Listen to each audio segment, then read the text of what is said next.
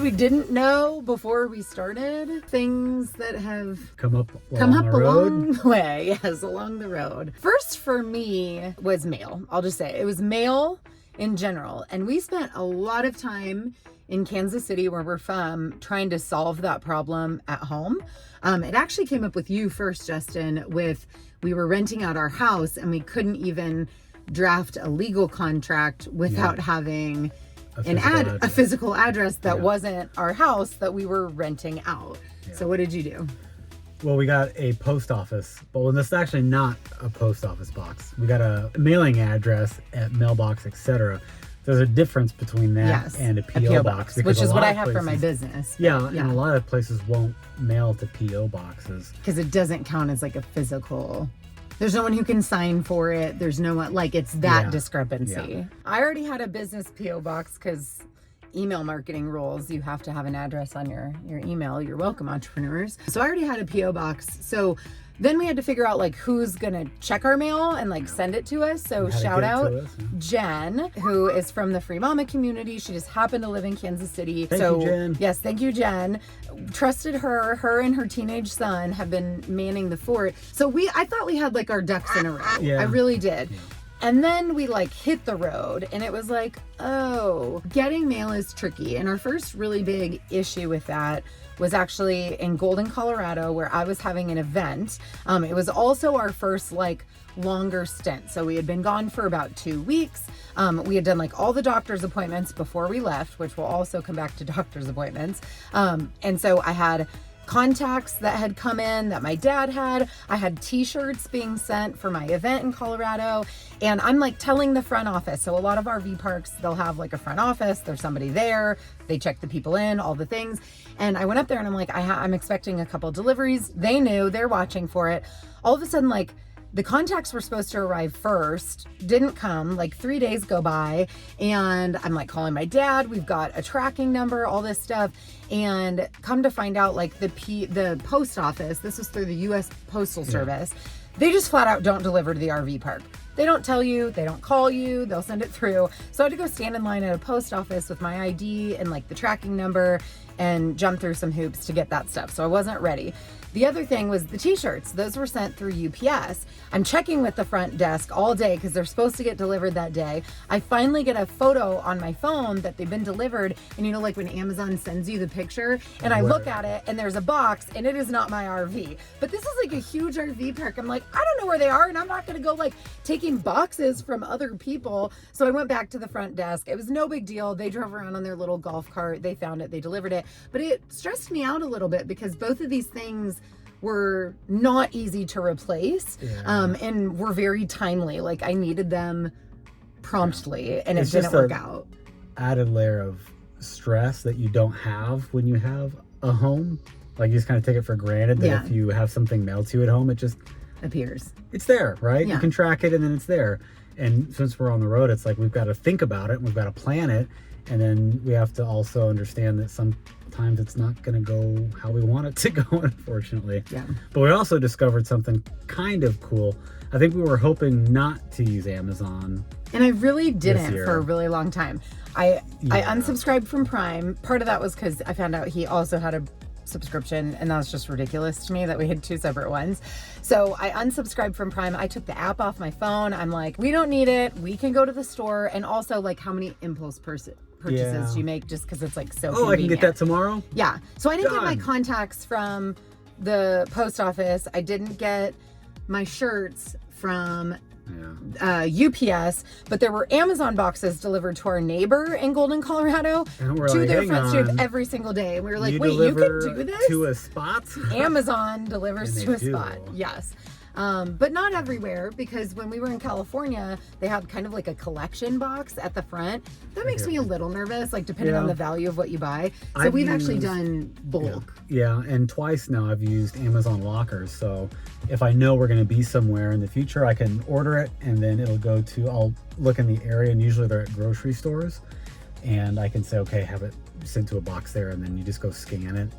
It's crazy. When I was in San Diego and Palm Springs, I have friends there. So I would just order stuff in bulk. Like I needed some stuff for homeschooling. We did Halloween costumes.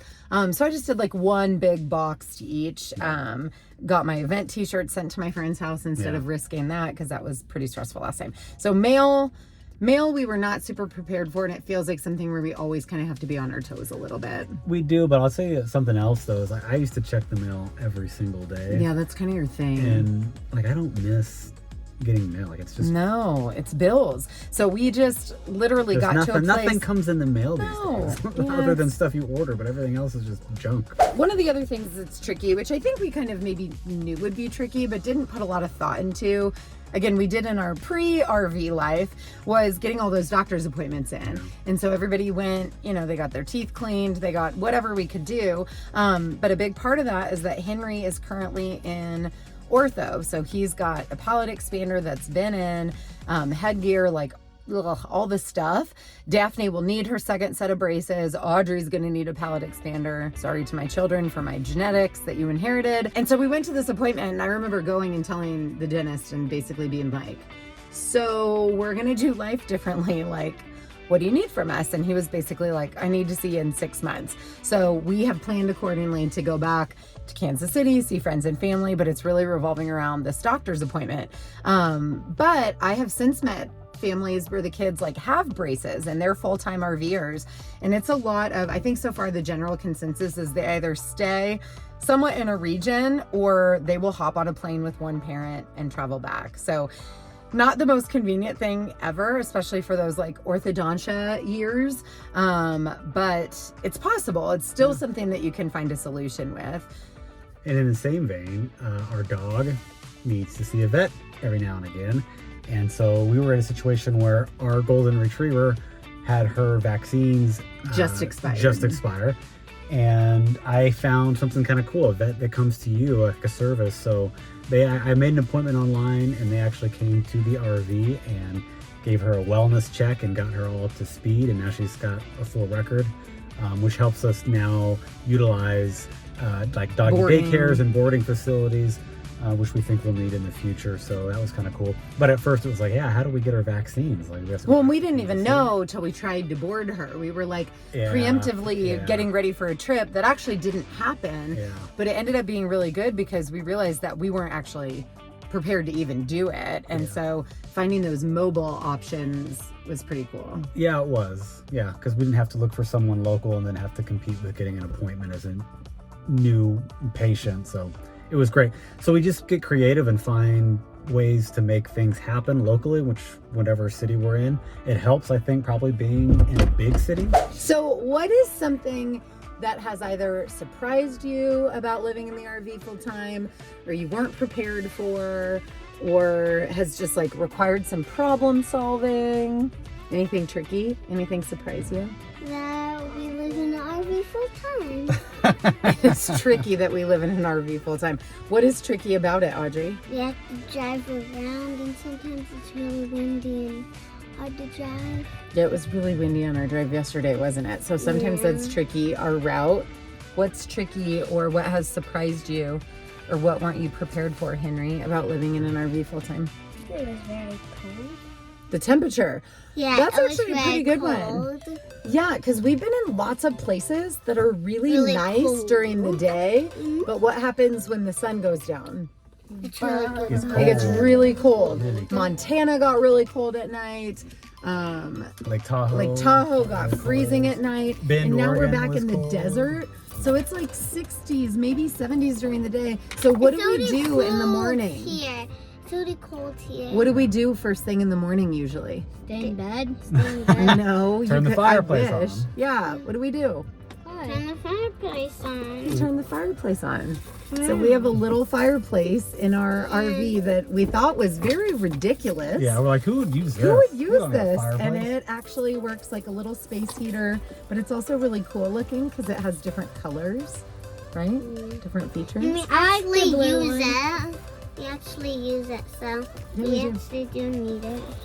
That's good. If you had to adapt to, that means what changes have you had to make to kind of be comfortable in the RV? Anything with school, like, or your space? Like I have a tiny room, and I'm not used to it because I had a big room in my house. So I'm not really used to I that. like my big room. You miss your big room? I miss my bed. How do you make your current room work for you? What are some tips Sleep in or a tricks? ball. I just sleep in a ball. on my Barbies. Sleep on But you top guys of your have both Barbies. personalized your Both small. rooms or your bunks, right? Yeah, you're small. That helps. Could mom sleep in your bed? Yes. No. Nothing in it. Yeah, maybe in a ball. Okay, we got one last participant, Daphne.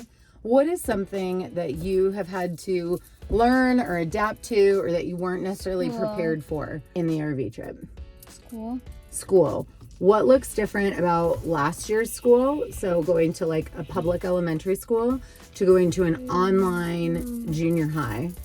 One's online. One's online. So what have you had to learn or adapt to being on a Computer. Whatever. being on a computer all day? Yeah, is that way different? Yeah. What kinds of stuff do you have to do? Like how is it? Get logged in. Yeah, manage your time. Yeah, and know when your classes are. Yeah, without a bunch of people rushing into the same place at the same time. Yeah, what else is different? Classes. Your classes are different. What's your favorite class right now? Do you have one? Food science. Food science. Food science is so cool. We have baked bread. We have made boba. Bubble balls. Boba balls. What else? You did a salt pepper experiment. Yeah, we've done some cool stuff with your boba. What is You made meringue.